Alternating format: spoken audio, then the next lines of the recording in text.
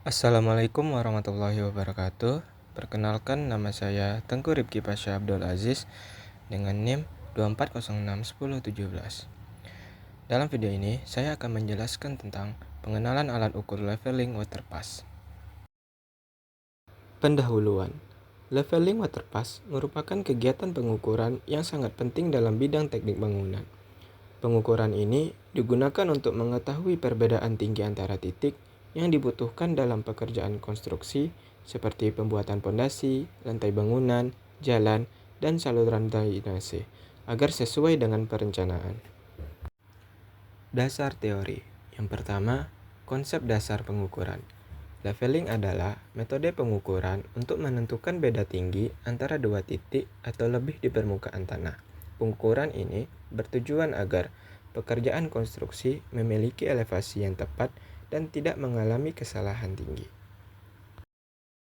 Yang kedua, prinsip kerja alat. Alat waterpass bekerja berdasarkan prinsip garis bidik horizontal. Setelah alat disetel datar menggunakan nifo, teropong akan menghasilkan garis pandang yang sejajar dengan bidang datar, sehingga pembacaan rambu dapat dilakukan dengan akurat. Yang ketiga, istilah penting. Beberapa istilah penting dalam praktikum ini antara lain benang atas, benang tengah, dan benang bawah yang terdapat pada teropong, jarak optis, beda tinggi, dan tinggi titik. Tujuan dan manfaat praktikum. Yang pertama, tujuan teknis. Tujuan dari praktikum ini adalah mengenal alat waterpass dan fungsinya, memahami cara penggunaan waterpass dalam pengukuran beda tinggi, serta mampu mengolah dan menganalisis data hasil pengukuran. Yang kedua, manfaat praktikum. Praktikum leveling waterpass bermanfaat dalam pekerjaan konstruksi untuk menentukan elevasi bangunan serta dalam bidang pendidikan sebagai dasar pemahaman pengukuran bagi siswa atau mahasiswa teknik bangunan. Alat dan bahan yang digunakan dalam praktikum. Yang pertama, waterpass. Digunakan untuk menentukan beda tinggi antar titik dengan garis bidik horizontal. Dan yang kedua, tripod. Berfungsi sebagai penyangga waterpass agar alat berdiri dengan stabil. Yang ketiga, rambu ukur. Digunakan sebagai media pembacaan tinggi pada titik yang diukur.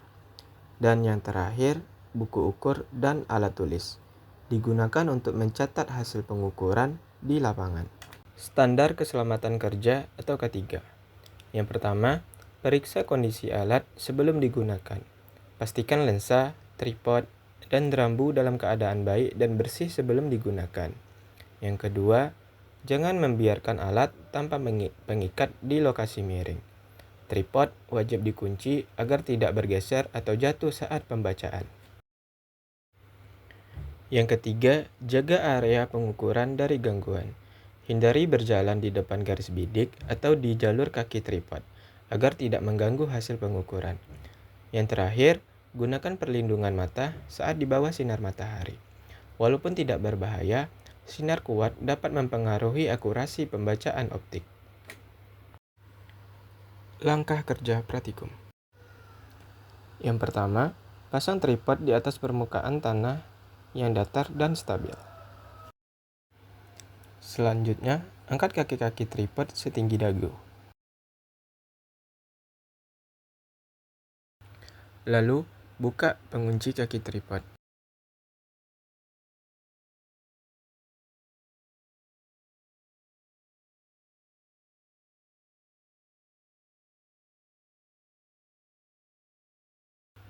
Setelah itu, bentangkan tripod pada permukaan tanah. Letakkan waterpass di atas tripod.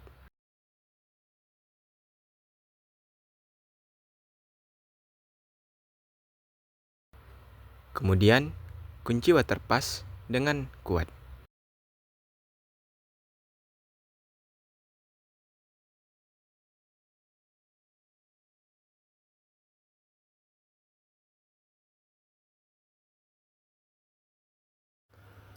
Selanjutnya, Setel gelembung nifo hingga gelembung nifo berada tepat di tengah dengan menggunakan skrup ABC drill.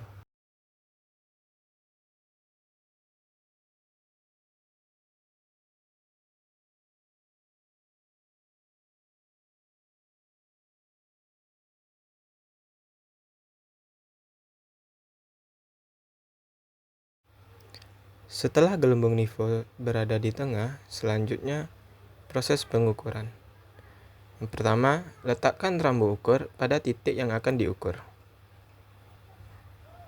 Pastikan rambu ukur dipegang dengan kuat dan stabil.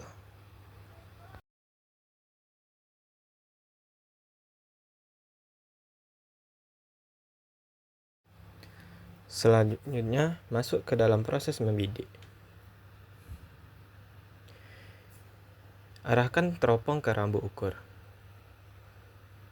Lalu, baca dan catat benang atas, benang tengah, dan benang bawah secara detail.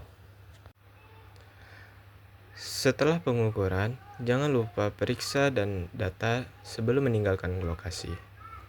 Dan catat semua hasil rambu ke buku ukur. Setelah proses pengukuran, selanjutnya masuk ke dalam proses metode analisis dan perhitungan. Diketahui data yang kita dapatkan yaitu benang atas yaitu 1,320 meter, benang tengah 1,295 meter, benang bawah 1,270 meter. Jarak pita ukur 4,97 meter, tinggi alat 1,32 meter, sudut yang kita dapatkan 66 derajat. Dan tinggi rencana kita yaitu 3 meter. Hal pertama yang harus kita cek yaitu cek benang tengah. Dengan rumus benang atas ditambah benang bawah dibagi 2. Dengan data yaitu 1,320 ditambah 1,270 dibagi 2. Hasil yang kita dapatkan adalah 1,295 meter. Sesuai dengan hasil yang kita ukur tadi. Selanjutnya, cek jarak optis. Dengan rumus benang atas dikurang benang bawah dikali 100. Maka masukkan data 1,320 dikurang 1,270 dikali 100. Hasilnya adalah 5 meter. Hasilnya tidak jauh beda dengan hasil jarak pita ukur. Hanya selisih 3 cm saja. Artinya jarak optis yang kita dapatkan sesuai. Selanjutnya, data yang perlu kita cari adalah cek beda tinggi. Dengan rumus tinggi alat dikurang benang tengah. Masukkan data 1,32 meter dikurang 1,295 meter. Maka data yang didapatkan adalah 0,025 meter. Selanjutnya, cek tinggi titik. Dengan rumus tinggi rencana plus minus beda tinggi. Karena tinggi rencana kita yang pakai adalah 3, maka masukkan 3. Jadi 3 ditambah 0,025 sama dengan 3,025 meter. Data yang terakhir yaitu sudut dalam. Dengan rumus sudut yang didapatkan dikurang sudut sebelumnya. Masukkan data 66 derajat dikurang 0 derajat. Karena kita hanya menembak satu titik saja. Maka hasil dari sudut dalam adalah 66 derajat. Kesimpulan dan saran. Yang pertama, ringkasan hasil praktikum. Leveling waterpass digunakan untuk mengukur beda tinggi antar titik dengan tingkat ketelitian yang baik. Data yang dihasilkan meliputi benang tengah, jarak optis, beda tinggi, dan tinggi titik. Yang kedua, kelebihan dan keterbatasan metode. Kelebihan metode ini adalah alat mudah digunakan dan hasil cukup akurat. Namun, keterbatasannya adalah pengukuran sangat bergantung pada ketelitian pembacaan rambu. Yang ketiga, saran perbaikan atau penerapan. Disarankan untuk melakukan pengukuran secara berulang dan teliti, serta menjaga kondisi alat agar hasil pengukuran lebih akurat dan dapat diterapkan dengan baik di lapangan. Sekian presentasi dari saya tentang pengenalan alat ukur waterpass. Terima kasih atas perhatiannya. Saya ucapkan Assalamualaikum warahmatullahi wabarakatuh.